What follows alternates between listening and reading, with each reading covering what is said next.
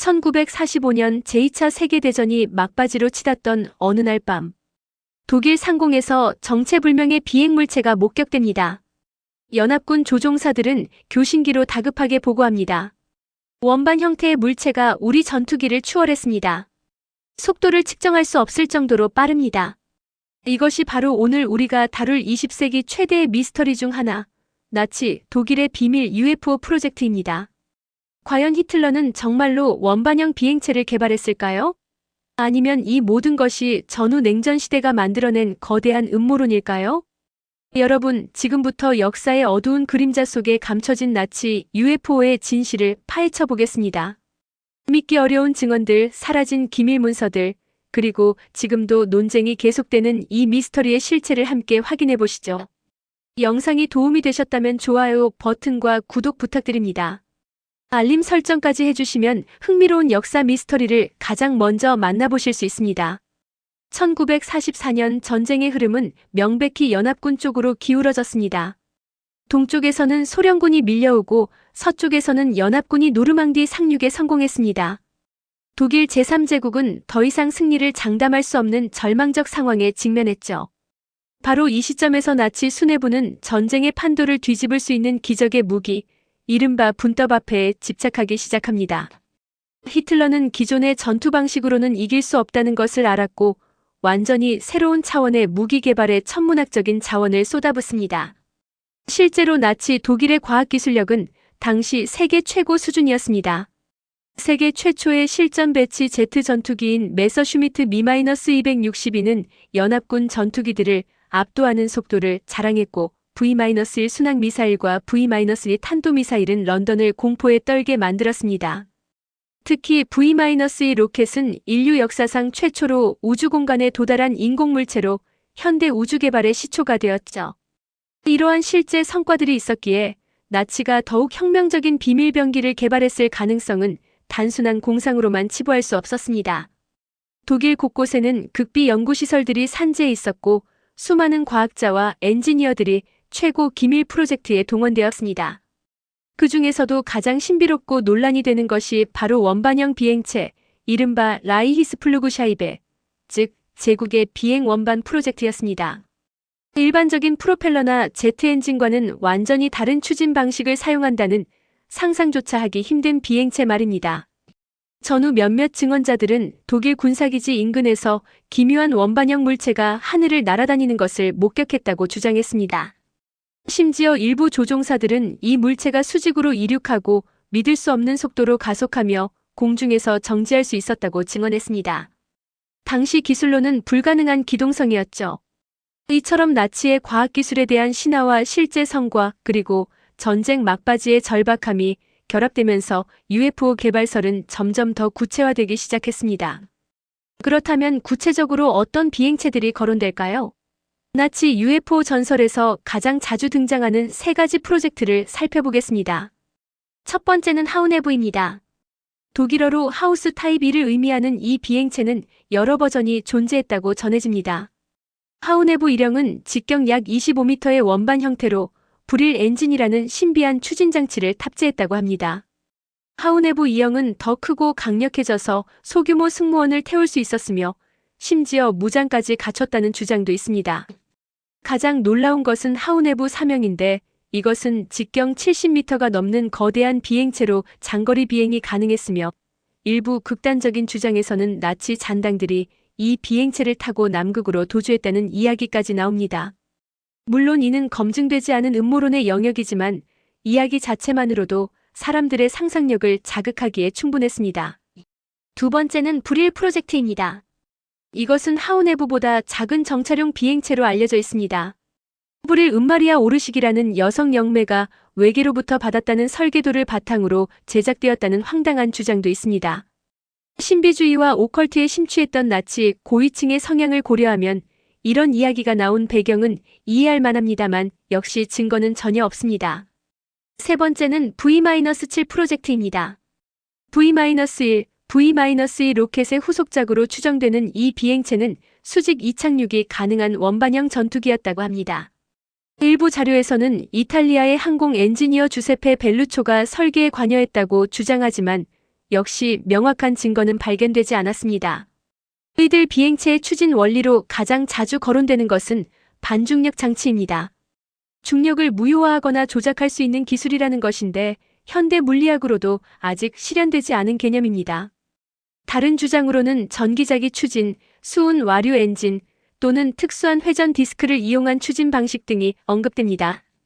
흥미로운 점은 이런 이야기들이 1950년대 UFO 열풍과 맞물리면서 더욱 확산되었다는 것입니다. 냉전시대 사람들은 하늘에서 이상한 물체를 보면 그것이 소련의 비밀병기인지 아니면 외계인인지 혹은 나치 잔당의 비밀 기지에서 날아온 것인지 궁금해했습니다.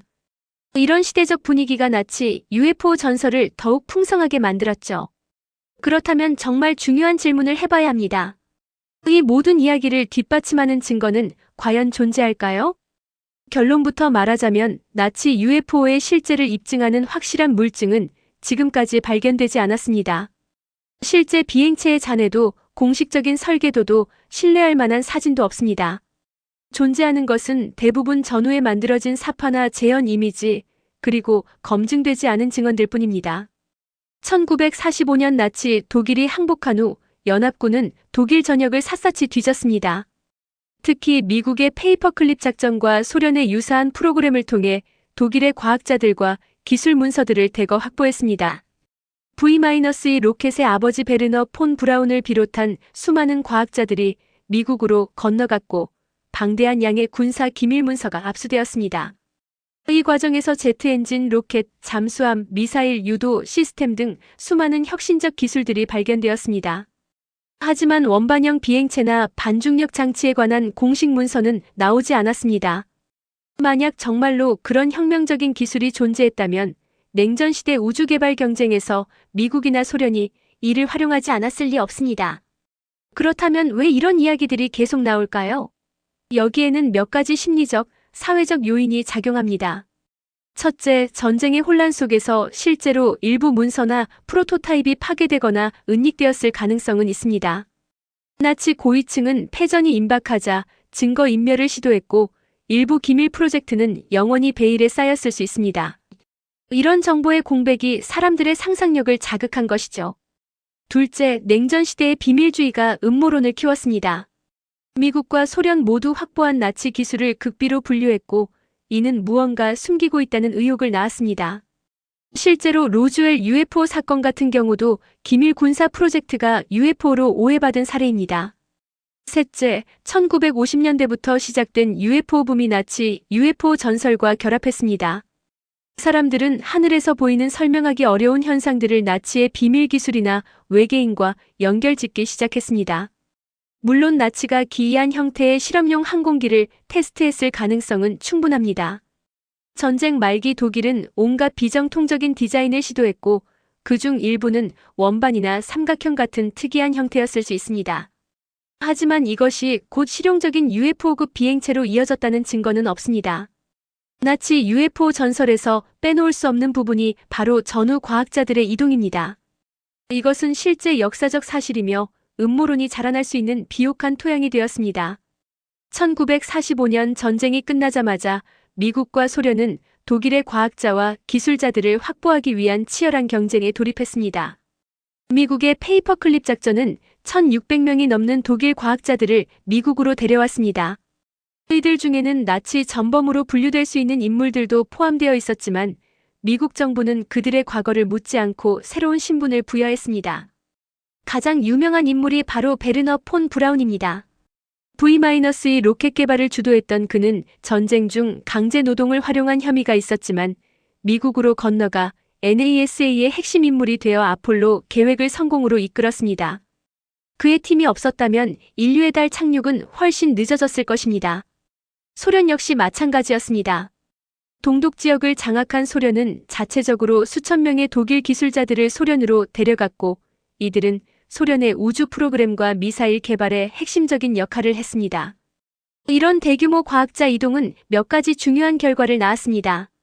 우선 독일의 첨단 기술이 미국과 소련으로 분산되면서 두 초강대국의 군사력과 우주 개발 능력이 급격히 향상되었습니다. 냉전 시대의 우주 경쟁은 사실상 독일 과학자들 간의 경쟁이었다고 해도 과언이 아닙니다. 하지만 이 과정에서 정보의 공백도 생겼습니다. 과학자들이 어떤 프로젝트에서 일했는지, 무엇을 알고 있었는지는 극비로 분류되었습니다. 일부 과학자들은 자신이 참여했던 독일 시절의 프로젝트에 대해 함구했고, 이는 뭔가 숨기고 있다는 의혹을 키웠습니다. 여기에 냉전 시대의 극단적인 비밀주의가 더해졌습니다. 미국의 에어리어 51 같은 비밀 군사기지에서는 실제로 적국의 항공기를 분석하고 최첨단 스텔스 기술을 개발하고 있었습니다. 이런 시설 주변에서 목격되는 이상한 비행체들은 자연스럽게 UFO나 나치의 비밀 기술과 연결되었습니다. 흥미로운 점은 실제로 미국과 소련 모두 독일에서 가져온 기술을 기반으로 원반형이나 비정통적 형태의 항공기를 실험했다는 것입니다. 미국의 VG-9 A 브로카는 1950년대에 개발된 원반형 수직 이착륙기였지만 기술적 한계로 실패했습니다. 이런 실제 프로젝트들이 나치 UFO 전설과 뒤섞이면서 이야기는 더욱 복잡해졌습니다. 결국 과학자들의 이동과 냉전 시대의 비밀주의는 나치 UFO 전설이 성장할 수 있는 완벽한 환경을 제공했습니다. 실제 역사적 사실과 상상, 그리고 의도적인 정보 통제가 뒤섞이면서 진실과 허구의 경계는 점점 더 모호해졌습니다. 그렇다면 우리는 이제 어떤 결론을 내릴 수 있을까요? 나치 독일이 정말로 UFO를 개발했을까요? 냉철하게 평가하자면 나치 UFO는 역사적 사실이라기보다는 현대의 신화에 가깝습니다. 실용적으로 운용된 원반형 비행체의 확실한 증거는 존재하지 않으며 대부분의 이야기는 전후 만들어진 과장과 상상력의 산물입니다. 하지만 이 신화가 완전히 허무맹랑한 것만은 아닙니다. 나치 독일이 당시로서는 혁명적인 항공 기술들을 실험했던 것은 사실입니다. 제트엔진, 로켓 추진, 후테익 설계, 델타익 항공기 등 많은 개념들이 나치 시절 독일에서 처음 시도되었습니다. 그중 일부는 원반형이나 기타 비정통적인 형태였을 가능성도 있습니다. 문제는 실험적 프로토타입과 실용적인 병기 사이에는 엄청난 간극이 있다는 것입니다. 초기 단계의 원반형 항공기 실험이 있었다 하더라도 그것이 전설에서 말하는 것처럼 반중력 장치를 탑재하고 초고속으로 날아다니는 UFO로 완성되었다는 증거는 없습니다. 나치 UFO 전설이 지금까지 살아남은 이유는 몇 가지로 정리할 수 있습니다. 첫째, 나치의 실제 과학기술 성과가 워낙 인상적이어서 더 놀라운 것도 있었을 것이라는 기대를 낳았습니다. 둘째, 전후 정보의 공백과 냉전 시대의 비밀주의가 음모론의 온상이 되었습니다. 셋째, 1950년대 UFO 붐과 맞물리면서 대중문화 속에 깊이 뿌리내렸습니다. 이 이야기는 우리에게 중요한 교훈을 줍니다. 역사는 때로 사실과 전설이 뒤섞이는 회색지대를 만들어냅니다. 특히 전쟁과 같은 혼란기에는 정보가 왜곡되고 과장되기 쉽습니다. 우리는 흥미로운 이야기에 매료되면서도 동시에 비판적 사고를 유지해야 합니다. 나치 UFO는 아마도 존재하지 않았을 것입니다. 하지만 이 신화 자체는 20세기 역사, 과학기술, 그리고 인간의 상상력이 어떻게 상호작용하는지를 보여주는 흥미로운 사례입니다. 실제 역사 속 나치의 과학기술 성과도 충분히 경이롭고 그것이 전후 세계를 어떻게 바꿨는지도 매혹적인 이야기입니다. 결국 진실은 신화보다 더 복잡하고 때로는 더 흥미롭기도 합니다. 나치 UFO라는 환상 너머에는 실제 과학자들의 이야기, 냉전의 그림자, 그리고 인류의 우주 진출이라는 더 큰 역사가 펼쳐져 있습니다. 사실과 전설의 경계, 그 모호함 속에서 우리는 역사를 더 깊이 이해하고 비판적으로 사고하는 법을 배웁니다. 그리고 그것이야말로 이런 미스터리를 탐구하는 진정한 가치가 아닐까요? 이 영상이 흥미로우셨다면 좋아요와 구독 부탁드립니다. 다음에는 더 흥미진진한 역사 미스터리로 찾아뵙겠습니다. 시청해주셔서 감사합니다.